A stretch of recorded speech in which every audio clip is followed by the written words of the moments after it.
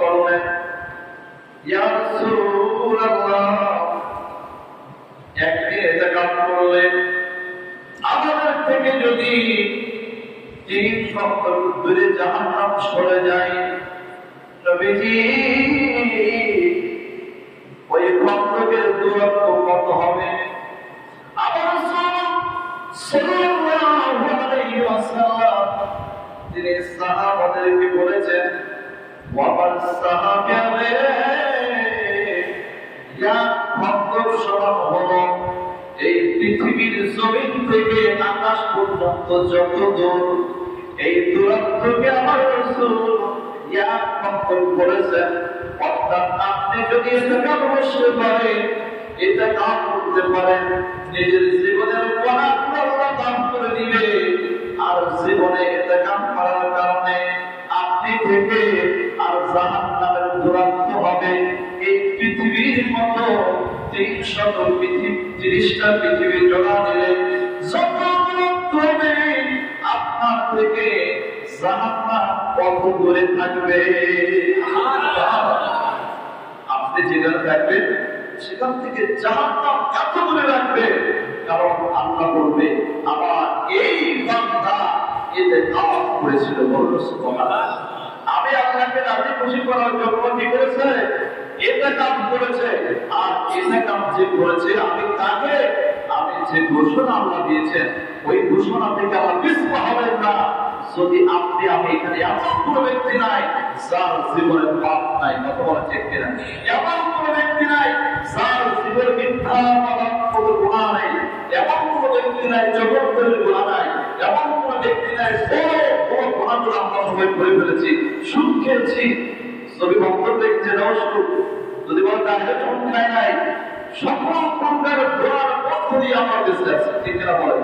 তো যদি নিজের জীবনের গুনাহগুলো মাফ করে আল্লাহ জান্নাতে যাইতে হয় এবং জাহান্নামকে দূরে সরে রাখতে হয়, রাসূল বলেছেন তার মহা ঔষধ হলো একটাই, সেটা হলো রমজান মাসে ইতিকাফ করব। সুবহানাল্লাহ, আওয়াজ করুন সুবহানাল্লাহ।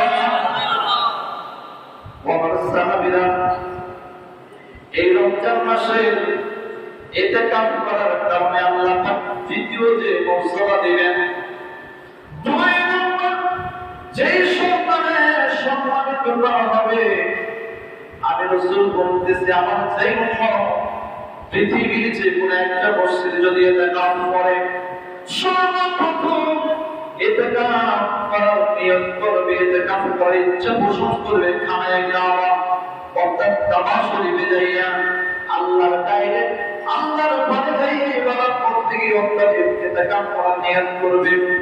যদি না পারে তাহলে আমি নবীর মসজিদুল ওই যে নববীতে চলে আসবে, কোথায়? মদিনা শরীফে। না পারলে মসজিদুল আকসায় চলে যাবে। আর যদি তাও না সম্ভব হয়, আল্লাহর জালালের ভয়ে আল্লাহকে রাজি খুশি করার জন্য যদি ওই বান্দা রমজান মাসের মধ্যে আল্লাহর কাছে যদি 10টা দিন আবাদ করে ইতিকাফ করতে পারে, আল্লাহ তাকে নিজেই ঘোষণা করে দিয়েছেন আমার ওই বান্দার জন্য আমি সেই ইতিকাফ শেষ করে বাড়িতে যাওয়ার আগে আমি তার জন্য 2টা প্রমুখভাবে সওয়াব দিয়ে তাকে গ্রহণ করে দিব। রাসূলুল্লাহ বলেছেন 2টা হাজার সওয়াব দিয়ে আল্লাহ জানতে হবে না। 2টা হাজার সওয়াব দেওয়ার সাথে সাথে আল্লাহ পাক আবার বলবেন, ফেরেশতারা রে, এই বান্দাকে আমি আল্লাহকে রাজি খুশি করার জন্য স্ত্রী পুত্র পরিবার দুনিয়ার সকল প্রকার কার্যকলাপ থেকে নিজেকে হেফাজত করে আমি আল্লাহ মেহমান হয়েছিলেন, মসজিদের মধ্যে থেকেছিলেন, 2টা হাজার হবে না, আমার ওই বান্দাকে ফেরেশতারা করলাম আমি 2টা হাজার সওয়াব দিয়ে তাকে গ্রহণ করে দিয়ে দাও।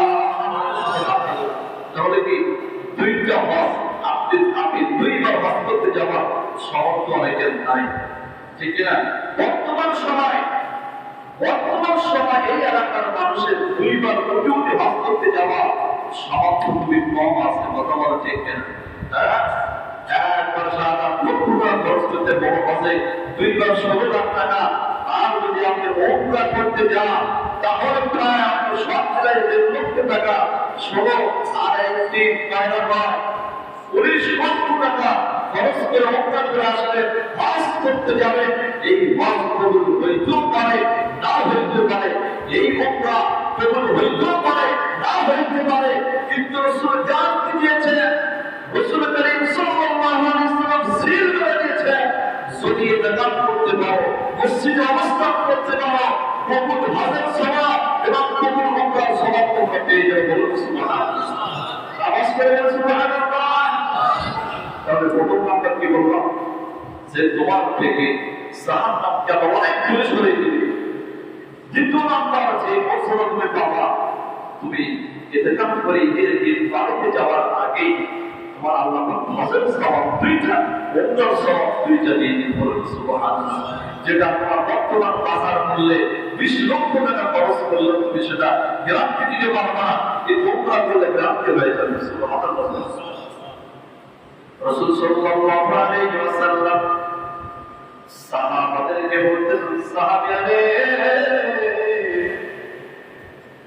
যে ব্যক্তি ইতিকাফ করবে তার 3 নম্বর পুরস্কার, 3 নম্বর সেই পুরস্কার আল্লাহ পাক ওই বান্দাকে দিবে।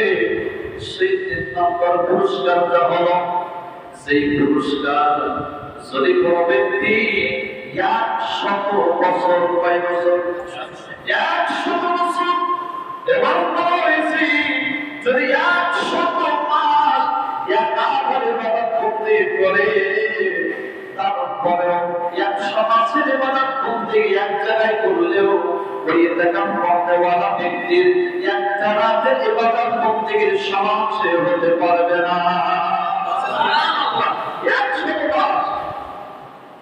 100 মাস দেখে যাবেন আপনি ওই সমপরিমাণ মর্যাদা পাবেন না যে ইতিকাফে দিনের যে সওয়াব অর্জন করবেন। সুবহানাল্লাহ। শুধুই নয়, একদিন পড়তে রাসূল পড়তেছে, সাহাবিয়ারে, ওই ব্যক্তিকে আল্লাহ এত মর্যাদা প্রদান করে দিবে, যে ব্যক্তির কপালে আল্লাহ তাআলা ওই কবরের রজনীর ফজিলত লিখে দিবে। সুবহানাল্লাহ। সে কবর পেয়ে যাবে। কারণ আপনি আমি 21 থেকে 30 পর্যন্ত প্রত্যেকটা রাতে ইবাদত করতে করবো না। তারাবির পর হয়তো 5 রাকাত নামাজ পড়ে বাড়িতে চলে যাব, 6 রাকাত পড়ে যাব। হুজুর যদি বলে আপনি 12 রাকাত পড়েন, অনেক মুসল্লির মুখটা মলিন হয়ে যায়। ইমাম সাহেব যদি বলে আজকে 8 রাকাত ফজরের নামাজ পড়েন, অনেক মুসল্লির রাকাত হয়ে যায়। কেন 8 রাকাত পড়ে 4 রাকাত পড়ে হয়ে যায়? কত বড় ঠিক কিনা? হ্যাঁ। আর যে ব্যক্তিগুলো ইতিকাফ রাখবে, ওই ব্যক্তিগুলা কিন্তু আনলিমিটেড, তারা সারা রাত নামাজ যদি পড়ে, সারা রাত ইবাদত করতে যদি করে, অবশ্যই অবশ্যই এই 21 থেকে 30 এর মধ্যেই তো সবে কদর আছে। তার প্রত্যেকটা রাত তার নামাজ তারা পড়ে, কোরআন তেলাওয়াত করে, জিকির আজকার করে, তাহলে তাকে অবশ্যই পাবে। কথা বলা ঠিক কিনা? রাসূল বলতেছে 3 নম্বর পুরস্কার হলো, ওই ব্যক্তিগুলাকে আমি অবশ্যই তাদেরকে সবে কদর ফজিলত তাকে দিয়ে দিব। সুবহানাল্লাহ। আওয়াজ করে বলুন সুবহানাল্লাহ। যেটা তুমি আমি 100 মাসের ইবাদত করতে করলে পারবো না, 100 বছর ইবাদত করতে করলে পারবো না।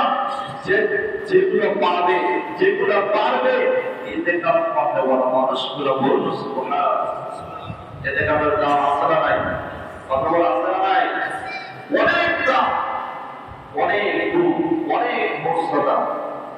তারপরে 4 নম্বর, 4র্থ নম্বরে ওয়াদা দিবে, আল্লাহ যে সম্মান দিবেন, যে মর্যাদা দিবেন, সেটা হলো ওই এলাকার যত মানুষ ইবাদত করতে করবে, এই মসজিদের মধ্যে আল্লাহর যে বান্দা কোরআন ইতিকাফ করবে, আর যেই বান্দাগুলো বাইরে থাকবে, এই মহল্লার যত মানুষ ইবাদত করতে করবে, নামাজ কালাম করবে, জিকির আজকার করবে, নাম সদকা করবে, টাকা পয়সা মানুষের মধ্যে বিক্রি করে দিবে, যত ইবাদত করতে করবে, আল্লাহ বলতেছে যারা বাইরে থাকবে, ইবাদত করবে তারা